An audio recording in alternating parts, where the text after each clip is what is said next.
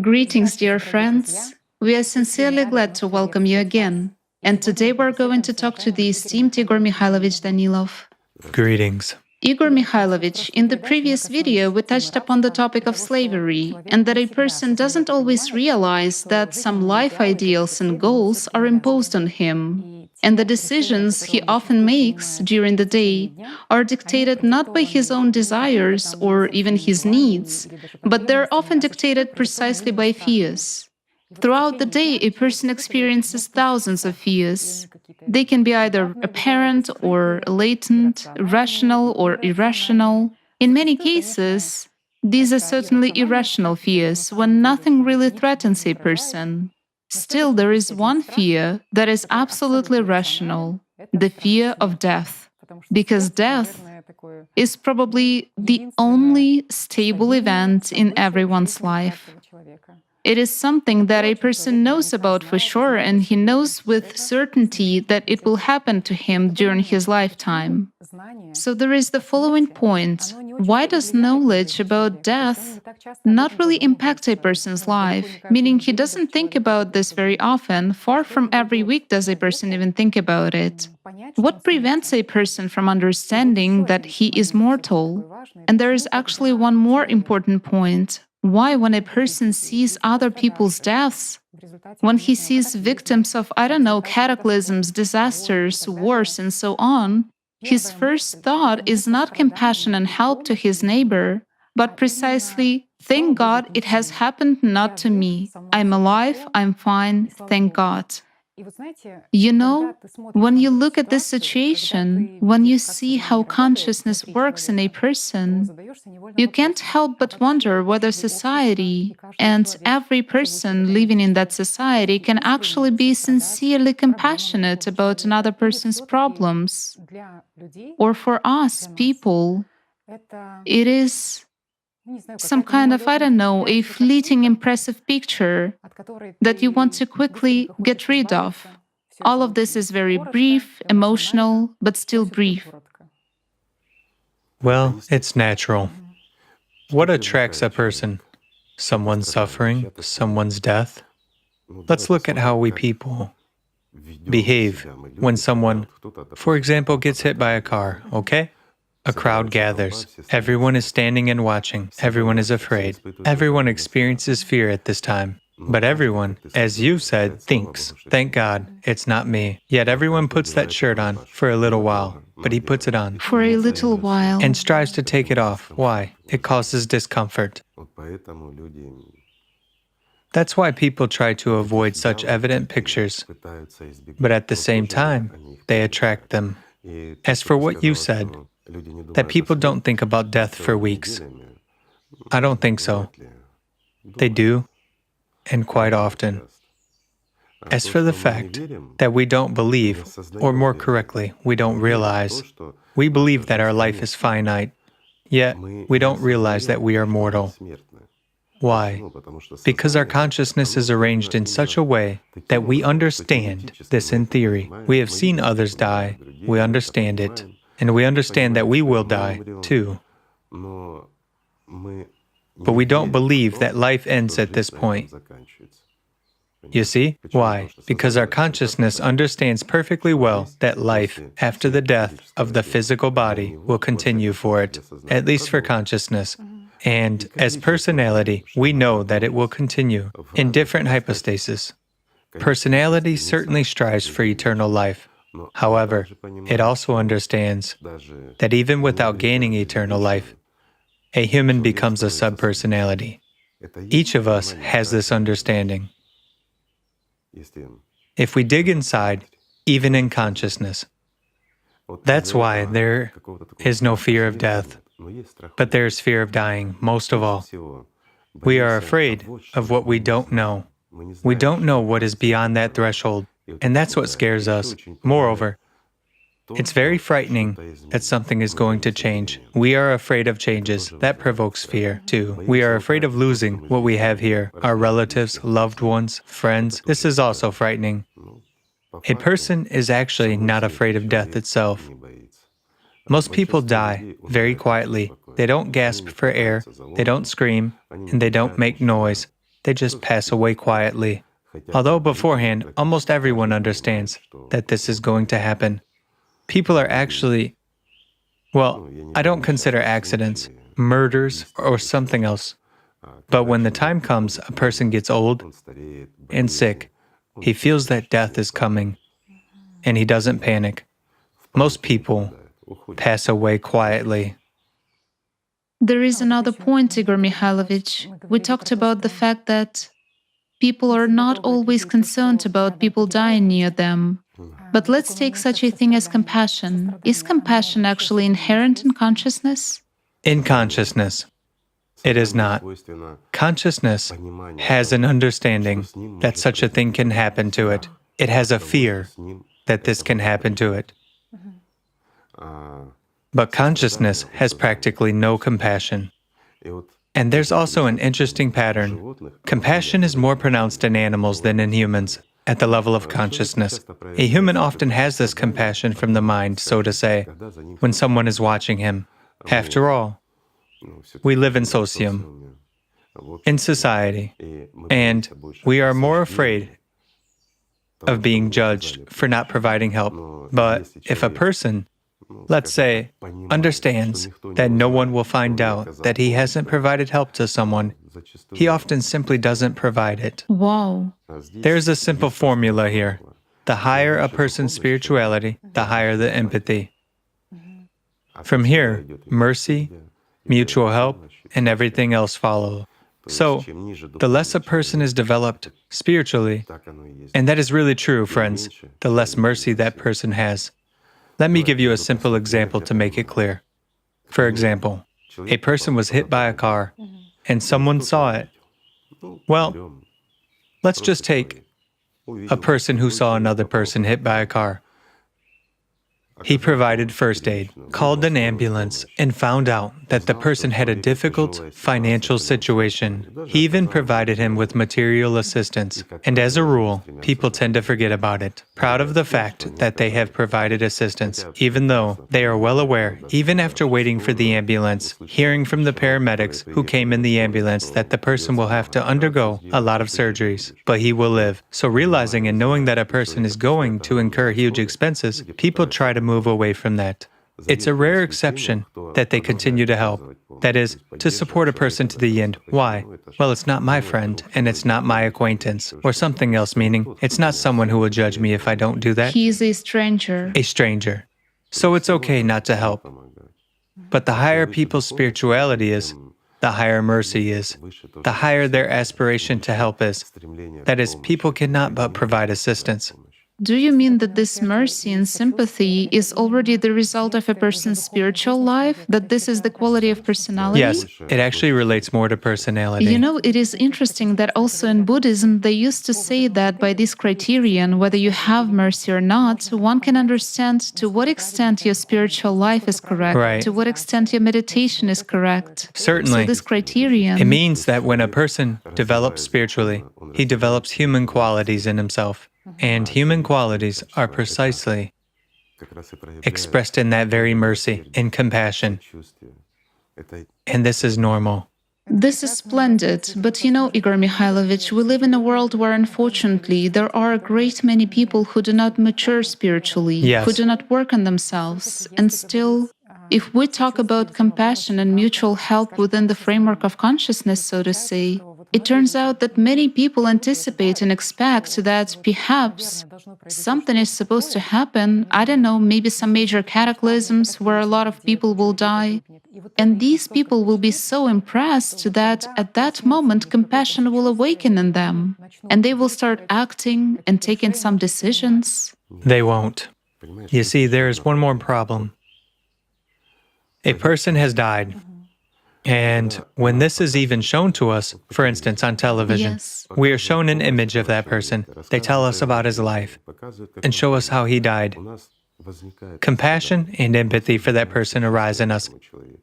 However, if we are shown millions of people killed en masse, that already turns into statistics, and we won't have empathy. The only thing we will have is a fear that we could have been there. Or God forbid this would happen to me and I would be among those people who died. Oh, This is human nature. so the further we enter the stage of, let's say, climate disasters, cataclysms, and so on, the less reaction the number of mass casualties will provoke in people who do not work spiritually? Right. Our empathy will decrease, but instead, selfishness will be manifested more, and there will be more fears for one's own destiny. Moreover, I emphasize, exactly for one's own destiny. People will search for ways to adapt. If the situation continues the way it is going now, and there are no changes towards improving the situation, let's say, towards developing the creative society or implementing some alternative to it, then the further we go, the more we will see how people's empathy will decrease very sharply. I would even say, catastrophically, that's inevitable. It is the issue of survival, the survival of humankind. I very well remember how you once said that it is actually the system doing all this. Of course. And when a person is a part of the system, he sort of cannot have a critical and bad attitude to the fact that Right. he himself, To what the master is the doing. master is doing, as it turns out. Let's take an honest look at the situation in the world right now, okay? Crises.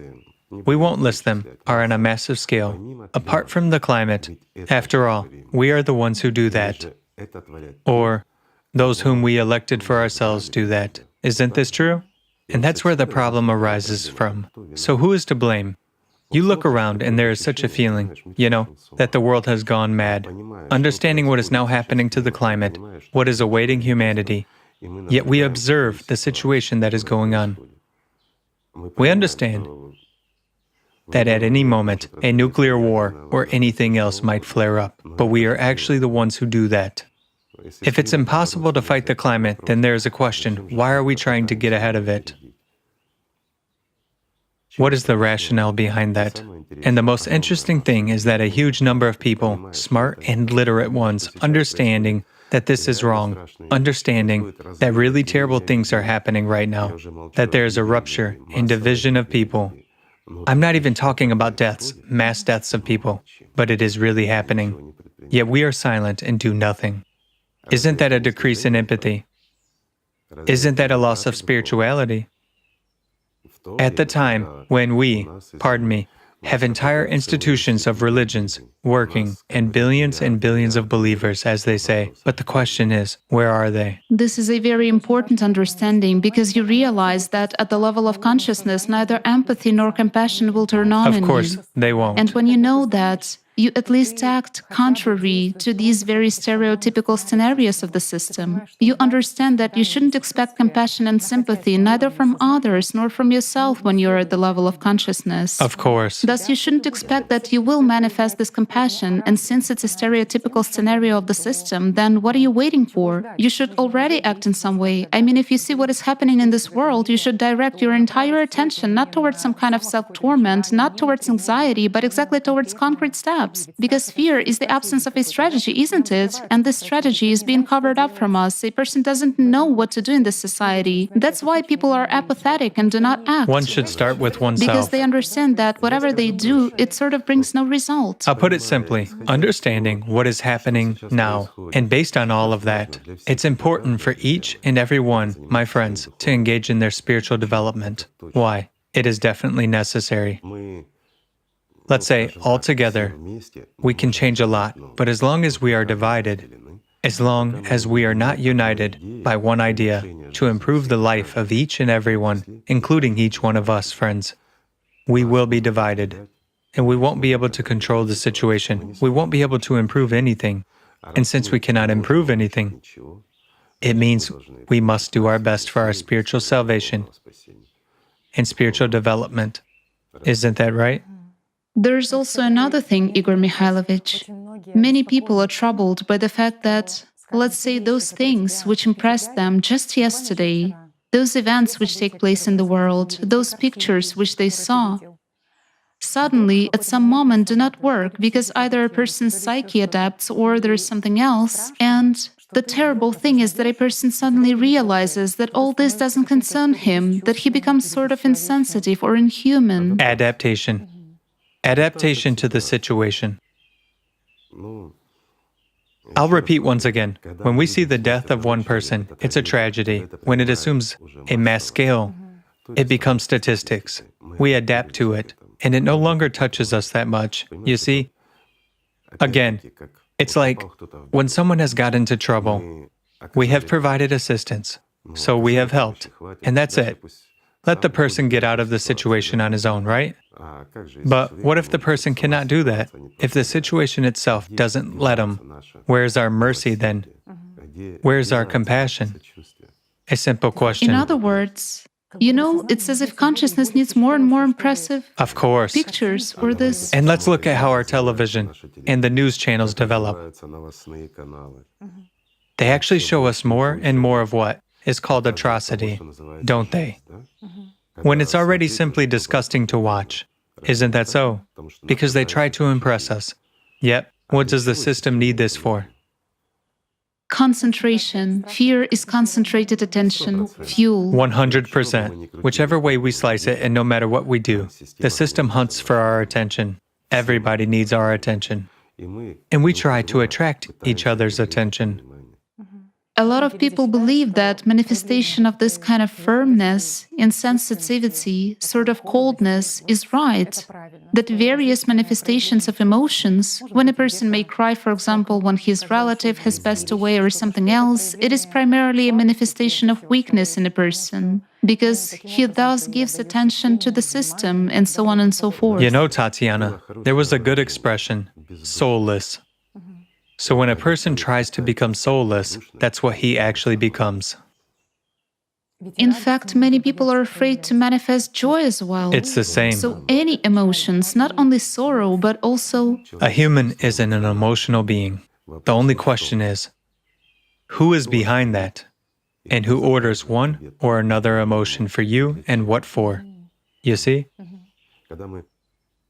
When we are emotional, when anger, hatred, or something else awakens in us, those are actually such outbursts of our attention, the largest and most significant ones. We expend our energy. We expend not only prana, but also Allat.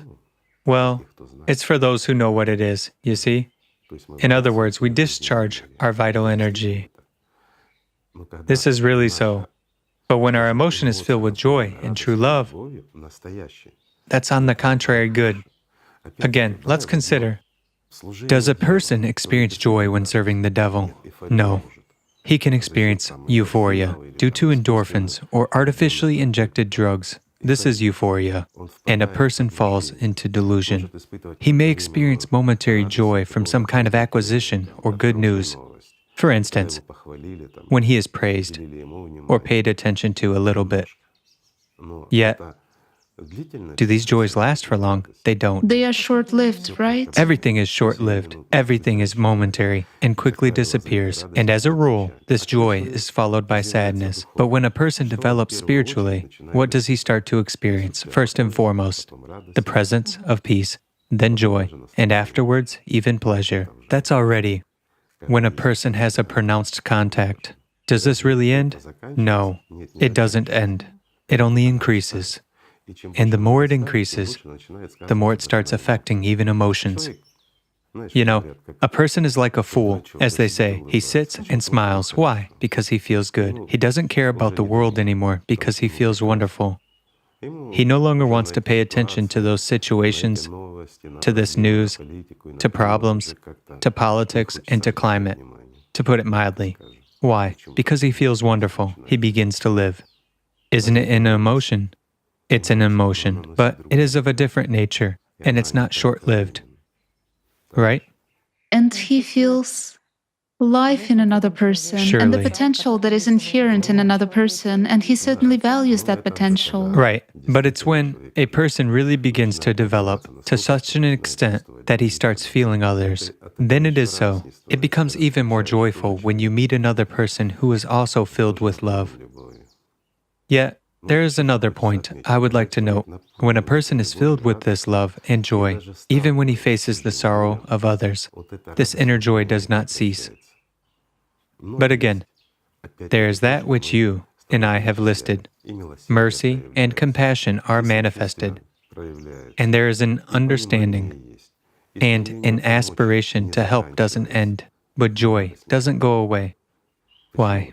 Because you even understand that what happens to a person is only happening to his body and his temporary existence here, right? If you can change something, you change it. If you can improve something, you improve it. It's a natural aspiration of yours, yet the joy doesn't go away. But when a person exists, let's say, in a closed system of his consciousness, when demons rule over him, then, of course, there is a flurry of emotions, meaning a moment ago he was rejoicing and he immediately cries. A moment ago he was crying and then he laughs again. The system arranges incessant swings. Why? It throws a person from one extreme to another and locks him on himself. Hence, there arises, literally, self-torment. Later on, people say that a person is depressed. He is not depressed. It is ordinary selfishness, let's say. He takes care of only himself. What for? To draw attention to himself. And a person is only concerned about attracting attention to himself. That is why, the more a person works and develops spiritually,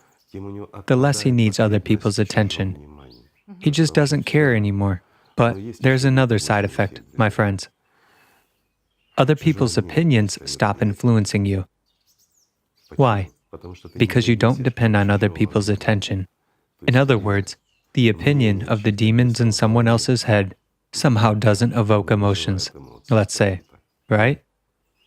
Well, for some people, it's a minus, while for others, it's a plus. But you can understand it only when you develop, let's say, to a certain degree.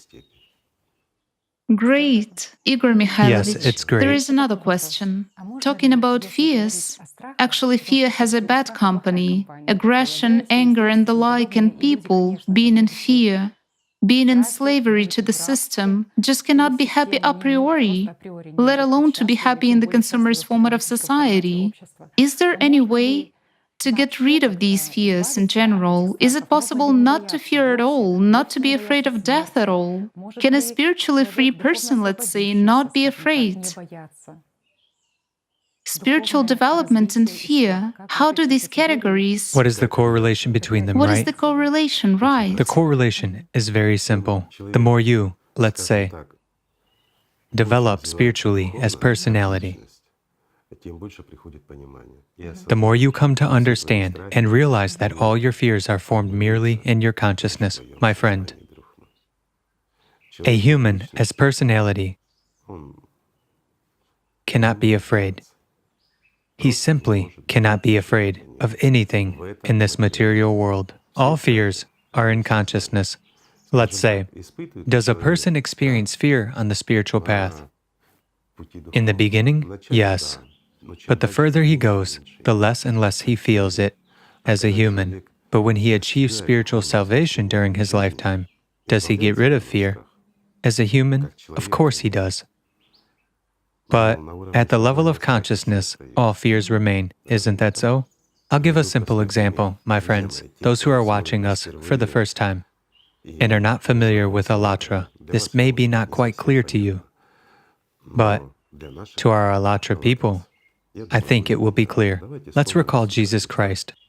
When he left his body while being on the cross, how his consciousness yelled. Yes, consciousness did, but not him. That's the point. And there is also the following point, Igor Mikhailovich. You said that when a human passes away, let's say prana ends, and there is sort of a natural death, he is sort of aware of what is happening to him. But does the system know in advance when a person will pass away? Of course, it does. The system knows that, consciousness knows that, and personality knows that, but a human doesn't know. Whoa. The question is, where is a human Where then? is a human? Who is he? Who is he then? Everyone knows everything while he is in the dark. When a person is in Satan's slavery, he is nobody. Consciousness lives instead of him. Personality is underdeveloped, while consciousness is, let's say, a manipulator. Naturally, in this case, he doesn't know much. In order for a human to be aware of that, well, there are many examples of this kind. Let's look at the lives of saints, okay? Who warned in advance of their departure? Let's look at the lives of mages, who also warned of their departure in advance. A person has definitely decided whether he is on one or the other side. Of course, that's right, meaning a person has to make a choice. That is why, in ancient religions, approximately at the age of 14, well, at the second surge, a person decides whether he is with God or with Satan. Who is he with? Isn't that so? This is a very important element. Why? Because a person consciously chooses whom to serve. I brought this topic up also because people mentioned that they noticed how all of a sudden, before the death of a near and dear person, circumstances in their life unfolded in a way that either a week or a couple of days before the death of that person, bad thoughts came or conflict situations arose, and afterwards, people were overwhelmed with a huge sense of guilt. For being wrong towards him. Yes. And a person passed away, and so on. But the system actually prepares it all. It happens far and wide. Not always, thank God, but quite often.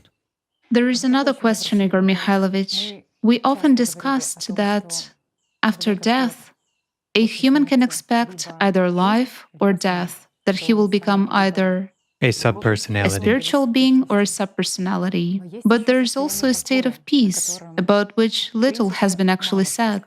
What is this state of peace? What is needed for a person to sort of deserve it? Who can grant peace to a human? I would like to discuss this topic as well. Whether it is good or bad. Yes. Yes. Well, I'll put it this way. As of today, it's a huge reward for any person. Why? Because subpersonality doesn't sleep. We lose the function of sleep after we leave the body anyway. Angels don't sleep, and subpersonalities don't sleep. Sleep exists only here. Sleep is necessary for a physical body and necessary for personality to rest from consciousness. Although, again, even during sleep, there are dreams. That is, the activity of consciousness which prevents personality from resting, and we perceive all that. So, the state of peace, is it good or bad? It is very good. A simple example, a person hasn't attained spiritual salvation. He hasn't gained life, so he is already inevitably doomed to sufferings, which can last for thousands of years. It is eternity in hell. Well, no matter how they brighten it up, and no matter what they call it, the state of subpersonality is really scary. And the saddest thing is that each of us knows this if we look, so to say, into ourselves. Why? Because everyone has this understanding. Let's put it so. Of course, thanks to religions, it all has been described for us quite differently, that we reside somewhere in a physical body or something else. No, each of us knows the truth, knows what's going to happen. A person remains the same as he is. Absolutely nothing changes except his body. The same thoughts and emotions. It's just that they intensify. Everything becomes brighter. Everything becomes more real. And the scariest thing is that memory returns. After becoming a subpersonality, a person remembers every moment of his life, each moment, and will relive it billions of times. Evaluating, I should have acted that way, I should have done that. And plus the state itself, when there is no body but phantom pains remain. Let's say, it is a sense of burning, it is physics, a sense of compression. And this was noted by many people, even by those who had been on the other side for a short period of time and came back. This is really true. Well, it's been talked about, too. Say, it wasn't invented by us. So these are historical facts. When the prophets spoke about how a human would feel. And now imagine the state of peace. You fall asleep, your death is a dream. You just fall asleep, and that's it. In other words, a person deserves to be released from suffering. You see? Well, is that mercy or not? It's a tremendous mercy. It's not salvation, but it's a tremendous escape, a deliverance from pain, suffering, and worries. Because the state of subpersonality is not life. It is torment. It is punishment. Those people who for some reason do not set for themselves the maximum goals of spiritual salvation will ask themselves a question: how to earn at least peace? What can be done for that? Well, it was mentioned a long time ago. the tithe. Unexpectedly. Yes, you should invest 10% of your attention in your spiritual development every day. That's the minimum. And here again, if a person leads a way of life where he, let's say, deceives people, let's say, slightly serves the system, slightly, I emphasize, he gives short weight, he deceives, he isn't quite honest, he allows a lot of anger in himself, but still, this anger doesn't prevail in him.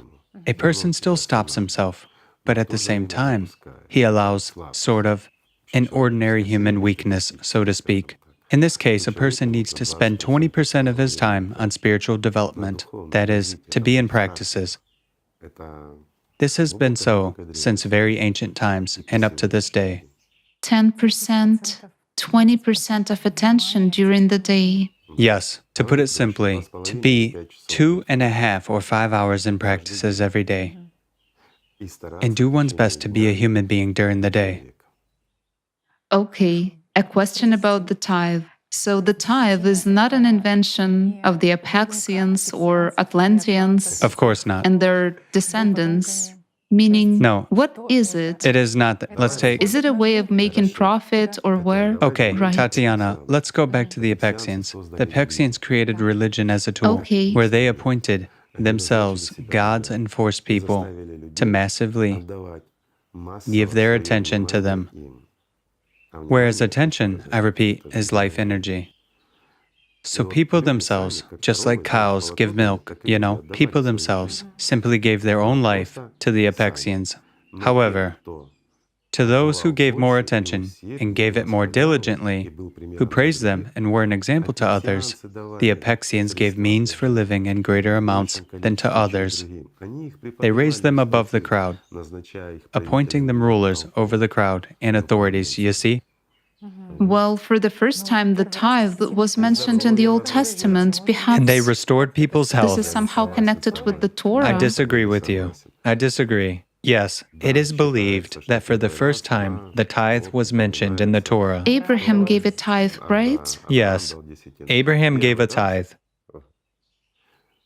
In modern civilization, the first time the tithe was mentioned as something that went without saying and existed for centuries. Those were the mentions by the Sumerians. They kept records of tithes, taxes, and everything else. The tithe was mentioned, among other things. The tithe dates back to much earlier times before the Sumerians. Okay, this is interesting. How, let's say? Well, that's if we mean the material tithe, right? Not as paying attention in practices, but as paying with something material. How can material, means, property, or something else affect a person's after-death destiny? Okay, let's touch upon the following point then. When did the tithe appear? And what is it in general? Those were the times when people still lived in communities. Those were still the times of the Latiara, A commune. of communes. But when this very consumerist format of ours already began to slip in, meaning when the underground people already became active, and this Agartha started coming out, you see? Gradually and slowly influencing people's opinions. But as we already discussed quite a long time ago, it happened when a decline in the Alatiara themselves took place. That is, when the devil had seduced them as well. That's what the decay started from. The community began to slowly slide from the spiritual format to the consumerist one.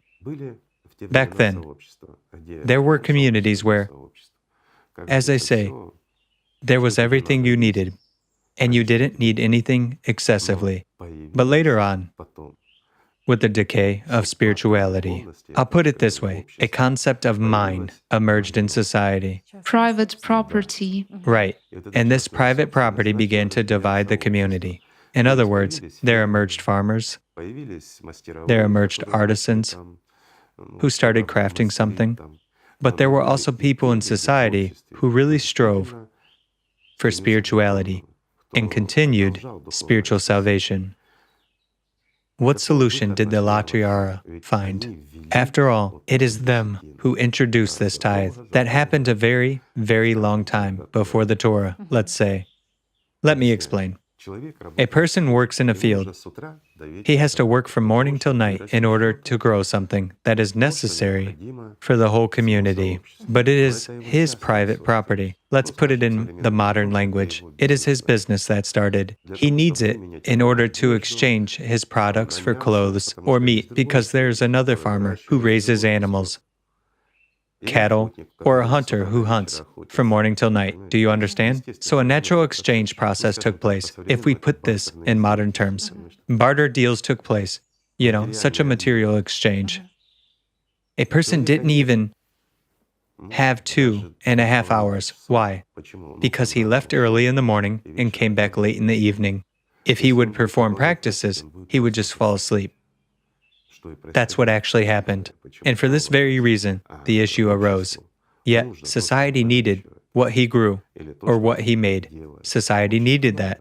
There was a great need for those very food products, clothes, and so on. Thus, private business started. Own territories appeared. What to do in such a case?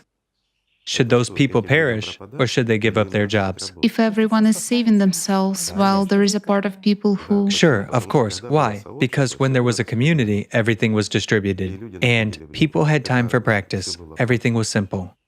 However, with the emergence of private property, people began to split into, let's say, specific occupations. You see, they were forced to. So, couldn't a person even attain peace or what? It is clear that spiritual salvation should be earned on your own. You cannot buy it just like that. So, they came up with a simple formula. A person spent the equivalent of 100% of his attention on growing crops, yet he was supposed to spend at least 10% on attaining peace. So he gave 10% of his harvest to the community. What did the community do? It distributed what was given to it. It was as an equivalent of attention. I'm explaining again. Because a person spent his time on that harvest. He spent his attention, his life on growing it. So the 10% were allocated to those people who really engaged in spiritual self-development. And not only that, but they worked for the spiritual world, so to say. They promoted, developed that, and so on. Thus, this percentage was allocated to the service for the spiritual world, to those who defended the rights and tried to retain, let's say, the dominance of the spiritual in the whole society at that time. This way, compensation took place. Where were those funds directed? If a person, I'll tell you now, if a person dealt with exchange processes, while exchange is trade, people always strove to be more profitable, right? They always tried to make those deals more profitable for themselves. Thus, there was cheating and a little bit of lying. Somewhere, they weighed it wrong. Somewhere, they did something else. Why? Because business began. A person realized that he gave a bad product for a very high price, so to say. What could be done in that case? If in his life a person trades dishonestly and does many other things, that which, for example, the prophet, the last prophet, Yes. the greatest of people, prohibited. So what could be done in such a case? Yet, a person had such a job. He was involved in trade. What the Allat offered was 20%. Just like in life, you have to spend 20%. In the same way here, you have to give 20% of your attention, the equivalent of attention, and then you get peace. Question: where and how was it spent? It was actually spent on sustaining those who were engaged to 100%, almost 100%. Well, 100% is impossible. But at least 90 to 95% of their attention was spent on life and on serving the spiritual world here. Exactly on its interests. That percentage was spent solely on them. In this way, it was all compensated. So it suits the spiritual world because everything is fair. And it suits the system, everything is fair. In other words, everything was on parity, and a person attained peace. For this very reason, since that time and up to this day, if a person does something very good for the spiritual world, which contributes, let's say, to implementation or advancement of certain things that, I'll put it carefully, are beneficial to the spiritual world here, in this dead world, a person automatically receives, well, let's say, Peace, peace for sure. I wanted to say salvation. but not easily. In order to receive salvation, a person has to really do a lot, but such cases also happen, and Jesus demonstrated it all, that as a higher being, He can give. He can grant life eternal, and this is true. The only question is that, yes, this person gains life, but he gains it. Well, again, in this world, we have to speak in the language of statuses, hierarchies, and the like. But you cannot say that an angel is underdeveloped, can you? Is it sort of deformed, or what else is wrong with him? Okay, let's give the following example to make it clear. A person is on his spiritual path, here in this dead environment. The inevitably dead one, I emphasize again. If someone doesn't understand what I'm talking about, I'll tell you. Everything in this world is mortal. Even the universe comes to an end. Not to mention galaxies, planets, and all the more us. So, there is no point in arguing about that, friends. It is inevitably dead. And it is extremely important to gain eternity here. Right? Right. In this dead world. So when a person follows the spiritual path here, he comes out, like a high school graduate, and now he has to go To the to the university. university. Right. It's an angel who goes to the university. But if we take a person to that world who hasn't gone through this school, it's the same as if we would send him to a kindergarten. While here, within a very short period of time, personality really evolves to great heights. And what if we take a bodhisattva? I mean, a person can become a bodhisattva within a lifetime. Meanwhile, a bodhisattva is already a true service. It's an adult angel, or let's say, it's not just a university graduate, for instance, a bachelor, but a master, so to say. Or he already has a science degree. For example, a professor, if we put it in our language. That's the level of a bodhisattva. However, a person can do that here. Why? Because the conditions are such. And indeed, here, in these conditions, a human, as an angel, develops much faster. While there, what can happen here within 100 years? There it can last 100 billion years, according to our timing. Why hurry when you have eternity? So granting salvation is an extremely rare case when there are really God's messengers in the world. It is rare, and it has to be earned. There has to be a great benefit for the spiritual world from a person. Yet, in the story of Jesus Christ, it was a tremendous help for the spiritual world. Why? Because it was a great example that is significant for believers to this day. Even now, we have used this example to explain to you, friends, the simplicity and understanding of it all. Igor Mikhailovich, is it possible to influence a person's after-death destiny? If a person suddenly failed, let's say, to merge with his soul and become an angel, it's just that it's mentioned. Well, in many religions, it is said that if people pray for a person or give alms for him while he was a sinner, they will sort of relieve his sufferings in the fiery hell. That has a double meaning. Let me explain the deception from the system. When we begin to recall a subpersonality, it really feels a relief. But we take away from the alive and give that to the inevitably dead. Let the dead take care of their dead. Isn't that right? That doesn't mean we cannot recall. We will certainly recall relatives, near and dear people. Yet one shouldn't live by this image, shouldn't be emotional and bring that image to life. But what do we do? Right. When we pray, we recall an image and a name. Of course, we are even obliged to pray, to recall, to worry, to talk, to apologize, or something else. To whom? To the dead. Isn't that true? In other words, to give away our alive, vital. And when we give it to the dead, it's not just our time. It's a huge amount of our life, which is mostly taken by the system itself, and 10% is left for a subpersonality itself. But it's enough for it to make Let's say, imagine unbearable heat and a sip of cold water. Well, this is wonderful, isn't it? For a while, but not forever. We relieve, but we don't remove suffering. Yet, there's another question. Can we obtain forgiveness for him through prayers? No. Can we redeem it at our own expense? Like the tithe. Alms or the tithe. Yes, through alms or the tithe, okay? For instance, we go ahead and give our tithe for a dear beloved relative. No, that won't help. Why? Because he did nothing. He didn't save himself. He didn't take care of himself. Not even at 10%. We cannot do anything. Can we help relieve his life by giving alms? No. In no way. Yet, what have we been taught to do? On Memorial Days, we should commemorate, we should remember. Yes, exactly. Again, this is the trait of our life. It doesn't matter if we have given away sweets. We have actually given away fragments of our lives. And again, let's not forget about professional beggars, right? Yet, we are supposed to give to beggars. I'll give you a simple example. Next to a religious institution which I had to pass by for many years, in one and the same place, there are professional beggars who are, well, it's a religious organization. There are a lot of pilgrims. So those beggars are sitting and begging. That's their job.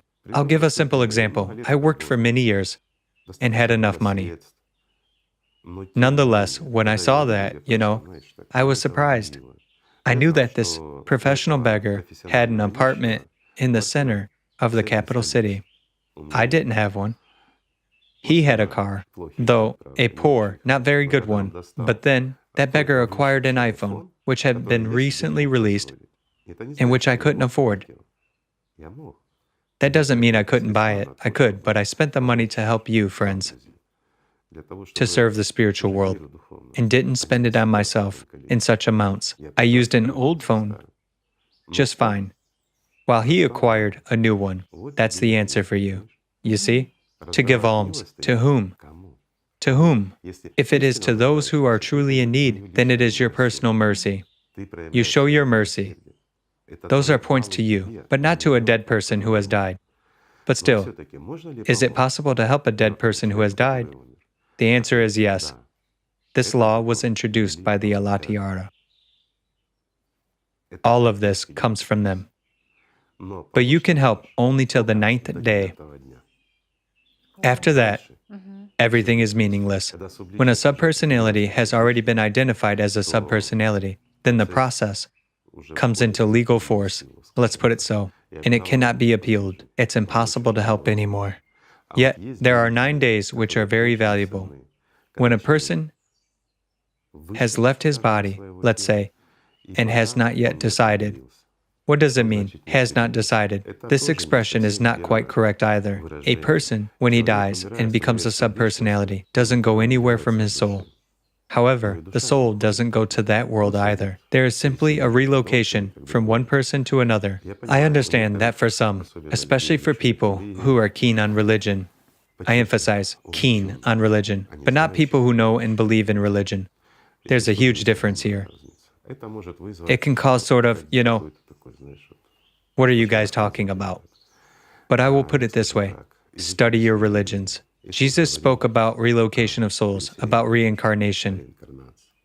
All prophets spoke about relocation of souls and reincarnation. And hell. The place of hell is only one. It is near your soul. You can't get away from the soul until it becomes free. This is a fact. So after leaving one body, the soul moves into another one. Almost immediately, right? If we measure it by our standards, it takes no more than 12 minutes. But if we measure it by other standards, it can be quite long. Yet, in our world, it takes 12 minutes. Although there can be long queues. So 9 days. The 9th day, the day of commemoration of the dead, is a very, very important day. That's where the 9 days come from. Well, they also have 3 days. It's another period, which is also important. Right, 40. 40 days, 1 year, and so on. Why? Because when they described and explained that, it could take 40 days according to our time. It could take a year, but it is actually 12 minutes at most. That's if we consider the time period. Now, they will again say that we mention My friends, I'll tell you where it started from and why, where it was confirmed and who used this experience. But this doesn't mean that we share, how to put it, their political belief. We simply refer to the experience of the Honor Neb. It was proven there by physical experiments. If you are interested, study it. Everything can be found and everything can be studied. Again, is it possible to attain salvation in religions? Yes, it is possible to attain salvation in any religion, but you should study those very religions, right? Why do people who call themselves believers stumble upon a lot of contradictions and stop at that? And what does this eventually end with? I came to a priest. What he said is right, and I should believe him. Whom? The same mortal one as you are. Isn't it so? And in order to study and understand your religion and find that grain which the prophet or Jesus or others gave, say, that very Zarathustra and many others, even Buddha, after all. Let's say, that river which Buddhists are floating along nowadays is not Buddha's river. Buddha had an ocean, the ocean of eternity and life, whereas now they just flow down a mountain river and even deny the existence of God, while the meaning of Buddhism was to reach liberation, whereas now it is to attain the peace of subpersonality, in order not to become an active subpersonality, and to spend one's life on that, while they spend 100% of their attention. Can you imagine the high cost they pay for what is cheap? I'm using modern consumerist terms. Isn't that so? Your entire life to gain peace, which costs 10% of your attention. Of course. Yet you pay 100%. As for monks, they invest at least 90 or 95%. For what you can buy eternal life, they buy, merely peace. So, returning to subpersonality in the 9 days, when, let's say, subpersonality transfers into a new body together with the soul, it's clear that a new personality manifests there. Another person lives and manages there, while a deceased person, already as a subpersonality, is not going anywhere. He cannot influence the processes of a new life unless he is active. But that's another topic. While the 9 days are passing, why are the 9 days so important? After all, he settles in on the 8th day of life, because the time from the 8th day to the 17th day of a baby is a very important time. During this time, he is formed as personality. This is the time when consciousness is formed. And at this time, consciousness, I emphasize, secondary consciousness, examines the entire organism. The examination starts instantly, meaning secondary consciousness examines the body, and so forth. We used to have videos where I told about sick babies who had birth traumas, who were 1 minute away from the 8th day. On the 8th day, if you are even a minute late with treatment and the activation occurs, that's it. It already takes months to heal them.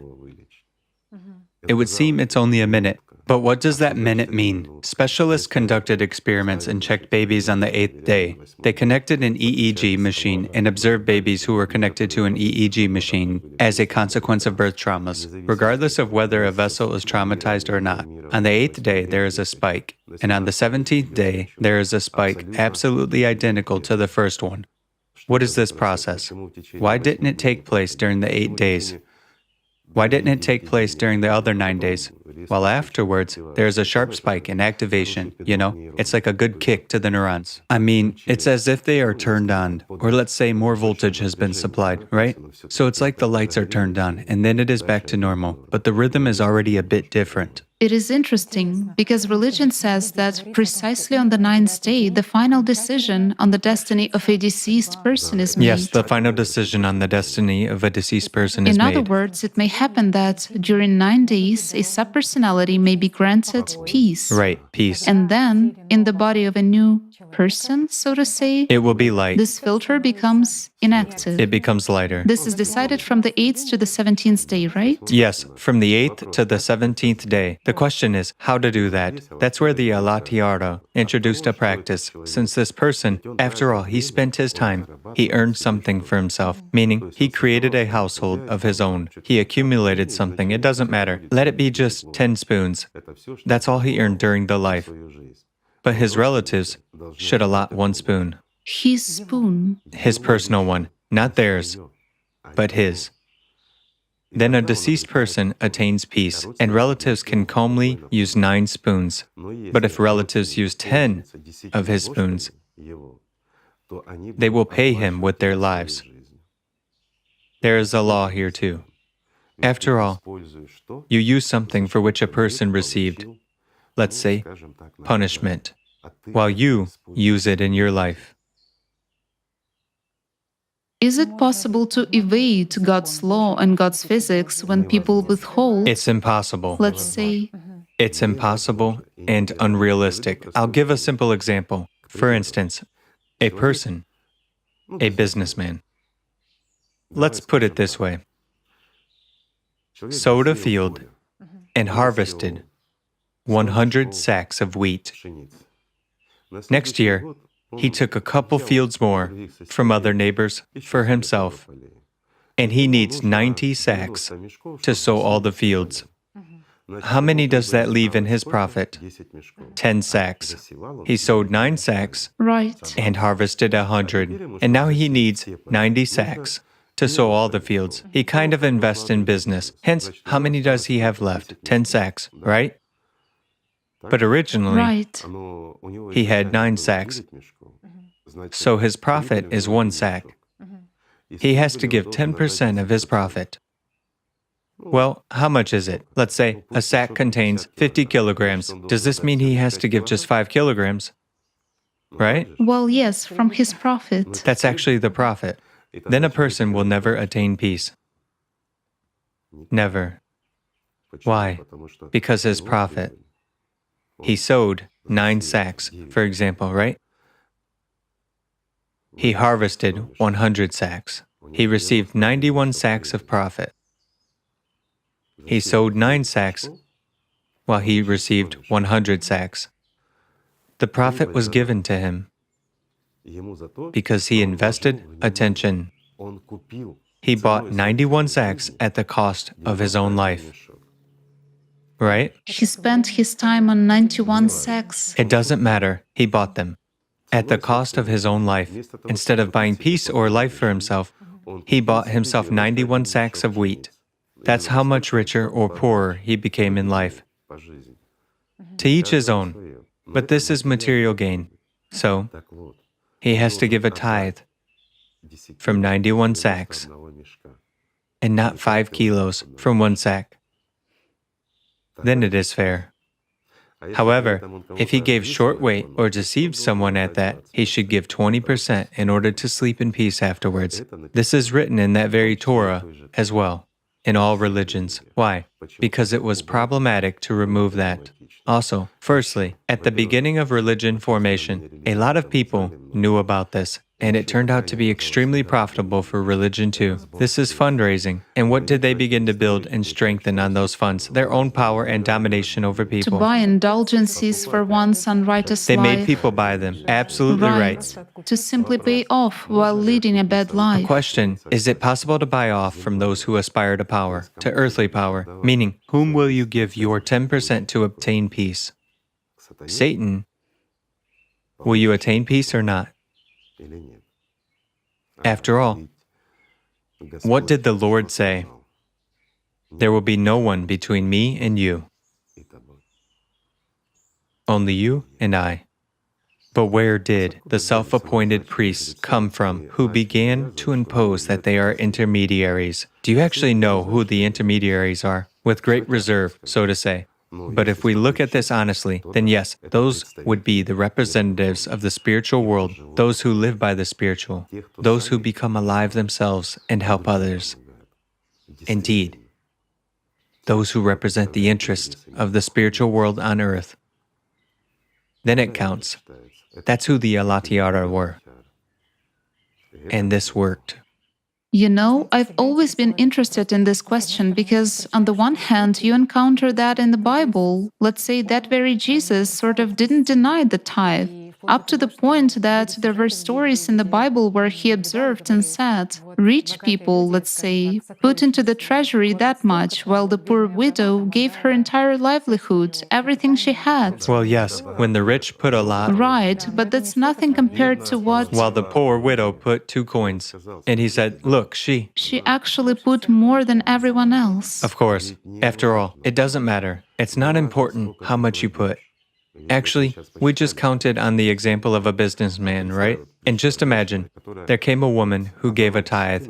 She gave a spoonful of grain. That's all she had. While that rich businessman gave 5 kilos. Is that really comparable? Who actually measures, and by what? You see, in the spiritual world, this is measured by the truth. It is measured by your attention, by your power, by your investment, the real one. How much love you give and how much attention you invest. But if we take the spiritual world and liberation, it cannot be achieved without love. You don't buy. It doesn't work. You don't buy anything. You can buy something here. After all, a human, a subpersonality, stays in the domain of the prince of this world, in the mortal and material world, and he will die a second time anyway. It's inevitable, and it will happen. Yes, it may happen after thousands and thousands of years, but it will happen. Whereas in the spiritual world, a human exists always. He becomes an equal among the equals. That's the point, friends. That's what is worth living for. That's what is worth working for. When it comes to gaining life, economizing on one's own attention is silly. It's ridiculous. But anything can happen in life. A person has a family, responsibility, he has to feed them, he wants something better and greater for them, and so on. And he himself wants to live too.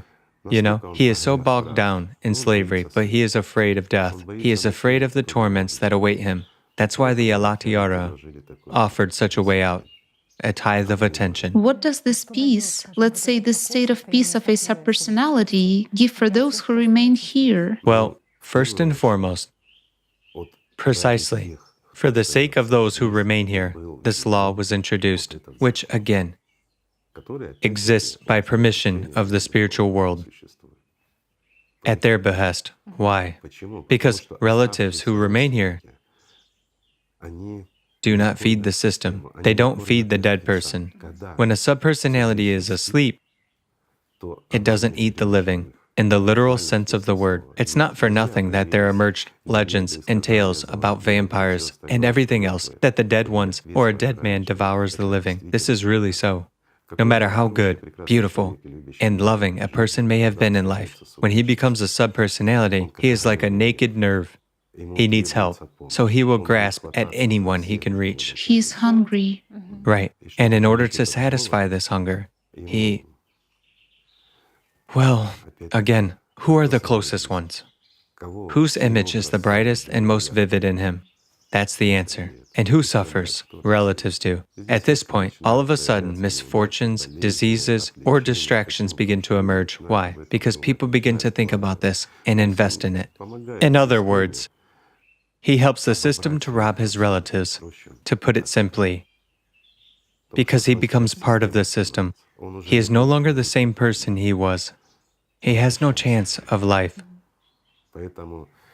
So, in order to help relatives, first and foremost, to protect the living from the dead, this law was actually introduced. And again, in order to help a dead person as well. Why not? Yet, there's another thing, which is quite important. After all, a person becomes either an active or a sleeping subpersonality. A lot depends on that as well. For example, a person remains an active subpersonality, and when he enters a new body, he can doom the new personality to be the first type. I mean, why? Because it is active. And personality already poorly hears the spiritual world. It's already more difficult for it to reach the spiritual world. It is harder to come to it. This very glass becomes darker, and less light comes through. There are fewer reference points. while a sleeping subpersonality is transparent. In other words, it doesn't hinder.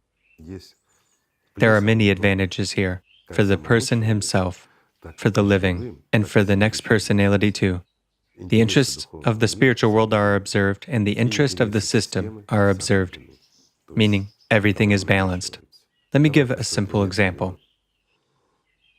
If we consider, remember, you and I talked about a single world government, Yes, sure. which would be forced to reduce the number of people in the current conditions. Well, everyone knows about it. Many people talk about it, let's say, from 8 billion to at least 500 million. Why? Because of the environment, climate, because there's a shortage and a lot of problems, right? And an uncontrollable crowd at the same time. 500 million is an ideal society for both the earth and governance. There are enough slaves, but they litter less compared to 8 billion. Is that logical? It is logical. Yet, what about the 7.5 billion subpersonalities? Are they redistributed to the newly born ones? Definitely. Of course. So it turns out that basically the future society, in the event of population reduction... I'll put it this way. Per one living, emerging vessel, there can be not just one subpersonality, but even a dozen of them on one carrier, or maybe even more. That's the answer. Therefore, dormant subpersonalities are transparent. They cause much less harm. And just imagine, if such a thing really happens, what chances would those 500 million have? Who will be born already, those new ones? Surely. Where the soul will come, right? The next generations, of The course. sheerest first type. The first type. Without any connection. Absolutely correct. Connection with the soul is barely perceptible. Without prospects. Question: will this society be able to develop spiritually? Will it be interesting for the spiritual world? No. Why? Because the rights of the spiritual world are violated. The monad is overbalanced to the other side. So expansion of the human population is also a relief of this burden, right? It's a natural process, of course.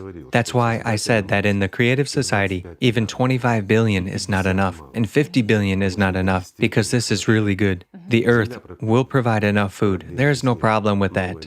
New scientific achievements easily resolve it, plus expansion to other planets. It is really easy to do that in the creative society. So it turns out there is actually such a point that the sphere is closed and a lot of subpersonalities have sort of accumulated over the whole time of its existence. Yes, better not to Oh, count. you know, another question arises here. How many people live in the modern world? Well- And how great the surge in the birth rate is? There's an answer to that. Let's say, if we look clearly, some people will be indignant or something else. There's the experience of psychologists, psychiatrists, and so on, who encountered active subpersonalities in a human. Sometimes there are dozens of them, and sometimes even more. Those are absolutely different people with their own life experiences and whatnot. If you use proper hypnosis techniques, you can draw a subpersonality out, and a person will tell you about his entire existence in full detail, meaning activation of a subpersonality takes place. They say it's a product of imagination, a fiction. You know, a person is unable to invent something that happened in reality and is confirmed historically. He is unable. For instance, we wanted to implement this kind of project back then. It would have been a wonderful project where people would eventually come to this understanding, to a contact with subpersonalities, and many would see, but the war made its adjustments. We had already started this project, but didn't have time to develop it. Well, God's will guides everything. Oh, today there is so much interest in feedback and answers in general. Igor Mikhailovich. That's the truth of life. We have merely scratched the surface. May I also raise the following question, which guys have asked. In fact, when a person loses his life, does he immediately realize that he is a subpersonality and what horror awaits him? Let's say, what happens to a person who is a subpersonality? No, a person doesn't experience horror at once. Horror comes to him after the 9th day. So there's also this stage. Yet, the understanding of the fact that he died comes immediately, but hope remains. So far, you know, there is such a saying, like in the anecdote, do not confuse a vacation with permanent residence. just like that. But when a person gains life, so to say, does he feel that at the very moment of gaining life, of merging already here during the life of his body? And does he feel how it actually happens at the level of feelings when the earthly life goes What away? happens? A person doesn't feel it in any way. That's the entire phenomenon. Again, let's say there are several ways. There are people who are specifically at the service of the spiritual world, and they deserve this knowledge to be revealed to them. They use special practices. And when a person uses precisely special practices, a great outburst takes place for him, you know? I would compare it, just imagine, your mental abilities, mental ones, I emphasize, increase many times. When everything that used to be dark around you becomes illuminated, that is, you cannot confuse it with anything else. It's when you have a full awareness of your life and that there is no way back. However, this is for those who really use proper practices for proper purposes. It certainly doesn't happen to masses of people. And there is a certain pattern in that. I mean, what will happen to a person when he finally achieves this merging, gains life, and enlightenment comes? There won't be any enlightenment, friends, and nothing will change. Let's say you go to bed being inevitably dead or potentially alive, and wake up alive. But it happens through sleep. Will a person understand it in the morning? He won't understand anything. At least by indirect indications. Well, by indirect ones, there is an understanding. Consciousness becomes more timid. It sort of shows its teeth, but doesn't bite that much. And the understanding of life becomes sort of more correct. You know, it's like a person has matured. If you delve in, yes, it is noticeable. A person becomes maturer, more confident and calmer, but he's already alive. The only difference is that he won't be able to fall, you see? Angels don't fall. This is true. He won't do a foolish thing. Why? Because he would rather sacrifice his own body than take someone else's life. He will never do that. Why? Because he's an angel. It's not him who gave this life, so he cannot take it. He's not the devil to take someone else's. That's what will take place indeed. And let's say, it will be actually unnoticeable for him. Will consciousness bark? It will. Will consciousness continue to be afraid? It will. It surely will. It's just that, yes, emotions don't touch a person that much, but it's not because empathy hasn't developed. No, emotions of precisely fear or some stupidity. You will sense them, but you won't pay for them so diligently, let's say. You will hear that you are being deceived, so to say, and there is an intention to take a coin out of your wallet. You know, as for that, yes, understanding comes, but as for a person to expressly realize that, no, he doesn't realize. Do you know why it happens? Why? So that a person wouldn't stop, but continue to mature. After all, here in this world, a person can develop and reach the level of a bodhisattva. Can you imagine what this is?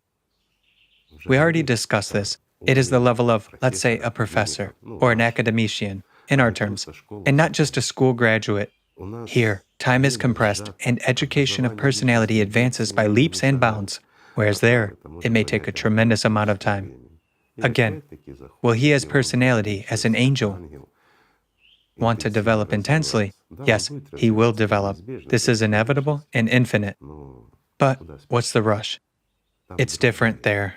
Consciousness will never understand at what stage of development personality is. Of course, it won't. It's impossible to assess this by consciousness. It's impossible. Therefore, this process is hidden from a person until he comes out. But again, when the body ceases to exist and a person comes out, that's why I said until he comes out, then such a metamorphosis takes place that, well, there's one more little point. A person's practices. This response of love becomes kind of circular. There's no sending and receiving, you know? Kind of receiving and transmitting, no. It is life. Right. Life just flows already. This is a precious moment. Again, these are the subtleties which you begin to understand later. When you have already gained life, already afterwards, at the next stages of development, when you graduate from the university, so to say. It's just that many people asked the following question. There is prana, there is the life of this body. How does it happen that some people who achieve spiritual salvation, do they actually make some kind of decision either to leave despite the fact that prana hasn't ended? I'll explain this from Or practice. to return to serve? I'll explain from practice. Even those who intend to serve seriously take the path of service and perform special practices as soon as life awakens in a person. He quickly disappears from this world. Why? Because the taps are in his hands, you see? Prana is like gasoline in a car. He pours it out and leaves. But who will serve? That's the question. There are many of those willing to take the short path, even with the desire from consciousness to serve the spiritual world afterwards. But when an understanding comes, when this enlightenment comes, while you are still in the body, you understand the worthlessness of this world. You understand all this elusiveness in this entire game. And here's the paradox. Being not quite mature, let's say, as an angel, you already begin to perceive other people as unworthy of your staying here to help them. Well, there is such a weakness. An angel should mature. An angel should grow up. Then there will be understanding of the whole process. Why? Because until you experience this delight in the influx of your kind, you will not understand the preciousness and importance of it all. But when you understand this, you do your best to make the infinite, angelic world multiply manyfold every moment. Well, it's hard to understand this by our consciousness. But one thing is absolutely clear. A person will not be able to depart just like that without special practices. I'll put it this way so that people understand. In earthly terms, imagine that you accidentally found an electronic wallet that someone once gave you, where you had a couple of thousand bitcoins costing 50 cents back then. In the past, now, all of a sudden, you see that Bitcoin is skyrocketing and rising beyond $100,000 each.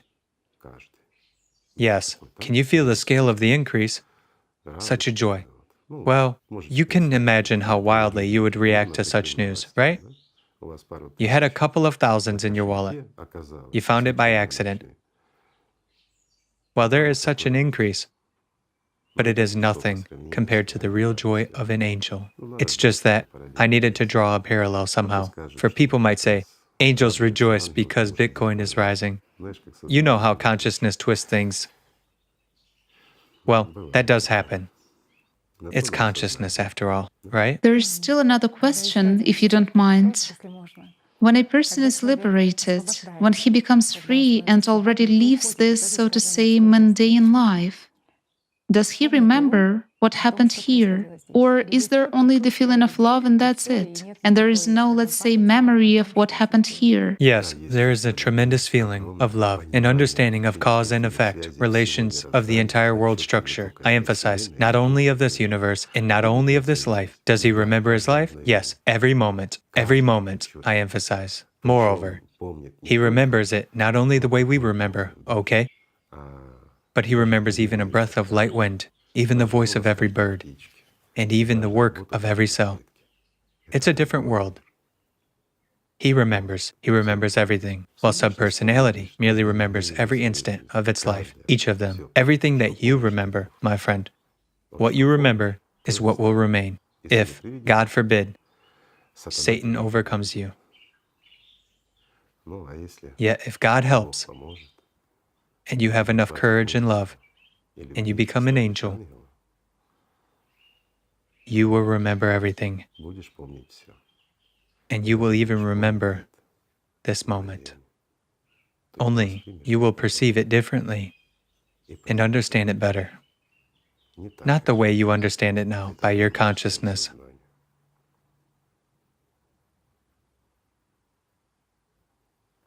That's how simple everything is. and a lot of things remain in your memory. Igor Mikhailovich, can a person, while being here, let's say, connect with a person who has gained life? How? What phone number to dial? Well, I mean, a lot of people address, let's say, those very images of holy people Right. who for sure became saints and gained life. Let's suppose a person knows that a certain holy person actually gained life. Let's say, can an appeal to him somehow spiritually strengthen the person or help him? To cure him physically or something else. Well, probably in the spiritual aspect. Well, in the spiritual aspect, as an example, it can. Just as an example, as a person who has attained life, but can a dead one contact an alive one? No, of course not, my friends. And I'm saying it once again, no. While the one who has gained life can do that, but only if you know him personally. If you don't know the one you want to contact, you won't contact him. That makes sense too, even if you have gained life. Well, what's actually the purpose of contacting him? To be strengthened spiritually, then you should immediately head straight to the source of love. If you have gained life, you don't need strengthening anymore. That's the point. But when you are on the way, the image of a true saint who has gained life can certainly help you. By his example, by his life, it can. But the question is different. What do we go to temples, to images for? For health? For a solution to our problems? We pay with our attention. And what? Sometimes we even gain health, don't we? But what comes into action? A simple example. Some kind of a magical saint prayed for us, whom everyone considers a saint during his lifetime, and we suddenly recover. Is that possible? Yes, there are a lot of such cases, friends, far and wide. This is called the placebo effect. That is, with your attention, with your faith in something inevitably dead, you buy something inevitably dead, even your own health, after all. It is not alive. It is valuable to us as long as we are in the body, and it is significant as long as we are in the body. But the Lord didn't give those mechanisms. Those are the devil's mechanisms. Merely in dead bodies, in inevitably dead bodies, I emphasize. Yet, you pay with your life for that very health, for that very resolution of problems with a near and dear person. Isn't that true? Don't you have a tongue, my friend, to go and talk openly with that near and dear one, if you care about him or her? Or have you forgotten a way to the hospital where doctors work to heal your body?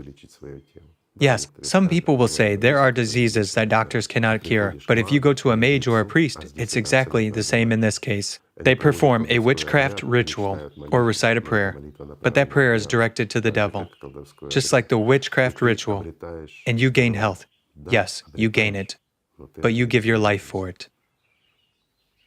And then what? What's next? What's the point of your health that you are going to use, even if you're going to use it for 50 years, even 100 years? Doesn't matter. What will that give you? Nothing, in my opinion. Meanwhile, we should develop science and medicine so that there wouldn't be such problems, right? Right. Because through science, we can solve all health problems. And through science, we can really prove that the world actually exists, including the spiritual world, right? Everything is possible if we want it. One of our viewers asked the following question. He's already in such a mature age, he is in his 70s, and he came across the true knowledge very late. So he says, I'm very worried that I won't have time to save myself, so is it possible to at least deserve peace in that world? If a person is in his old age, let's say, little time remains, and it is clear that, purely from a mathematical perspective, he doesn't have enough, either time or energy, to gain at least peace. This is precisely one of the cases for which the Allat introduced that tithe. It resolves a lot of problems in the literal sense of the word. But it doesn't work in the consumerist format of society. Well, in the consumerist format, it doesn't work. You can do nothing about that. It is clear. that those institutions here, which are supposed to represent the interests of the spiritual world, work for themselves. They work for power, as we already said. They work for hoarding, and it is clear that they don't function properly. But we are now talking about the time of the Allat in the times when there were those who truly served the spiritual world, when this law was introduced. And this really worked. Why? Because a person lived his life. He worked. He was basically a good man, but he didn't invest. And at this point, he finds out that he has health problems, and 2 days remain for him to live. Is it possible to become saved within 2 days? Of course not. Surely not. But he can attain peace. The tithe resolves a lot of such acute issues.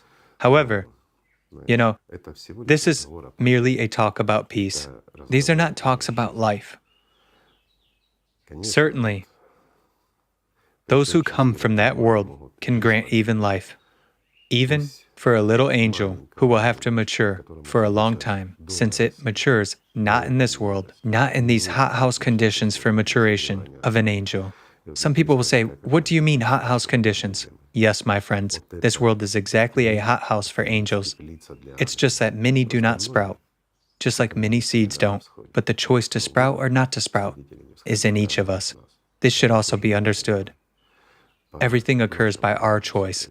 As for conditions, indeed, we can hardly think of better ones for maturation of an angel. One should try at least 2.5 hours during the day to devote to spiritual practice. one's attention to spiritual practice. Right. This is in order to gain, peace. But it's not that payment for eternal life. For that, you should do your best. You should live by that. Well, that's an option too. If we again take that very tithe, if in this world the tithe would really be allocated where it should have been allocated originally, we would now really live. I won't say in the creative society. We would live in the ideal society a long time ago, friends. Why? Because it would be possible to develop a truly beautiful world. Imagine when a mass of people supports, again, that very institution. Well, it wouldn't be an institution of religion. It would be a community of people that represents the spiritual world and defends its positions here. Well, with such support, there would have been an ideal society a long time ago. And perhaps there would probably be no subpersonalities as such at all. People would gain life. But unfortunately, we have what we have. Therefore, funds that people give to institutions are a support for organizations for which, let's say, service is a job. Yet, when life becomes a job, it's not life.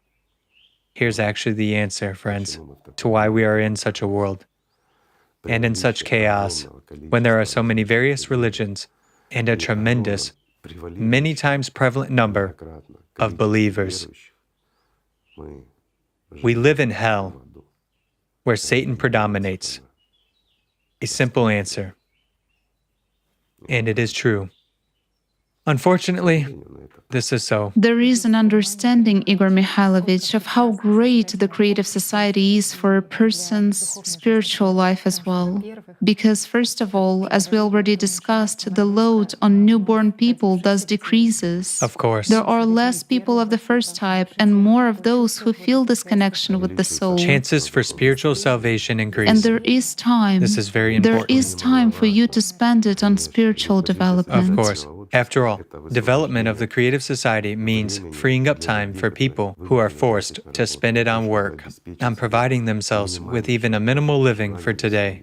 This is really so. Also, in society where, after the transition, such a concept as money disappears, Oh, that's indeed. Power disappears and money disappears. the truth automatically remains. But there is a disadvantage. If in society where there is accumulation, as an equivalent of your attention, you can pay off through buying a state of peace for yourself as a subpersonality. Then in a world where monetary units and power are abolished, you won't have anything to buy it with. You will have to work on yourself spiritually. Well, by that time, I hope. And there is everything for that. Yes, I hope by that time people will have knowledge and willingness will come too. That's people's choice. Nothing can be done about that. Great. Thank you. The main thing is to strive for that. And the main thing is to develop this life within oneself. That's the most important To point. form this life. And life within oneself, my friends, begins through love. Therefore, let's just love each other. Thank you. Thank you, Igor Mikhailovich. Thank you, friends, for being with us. Thank you.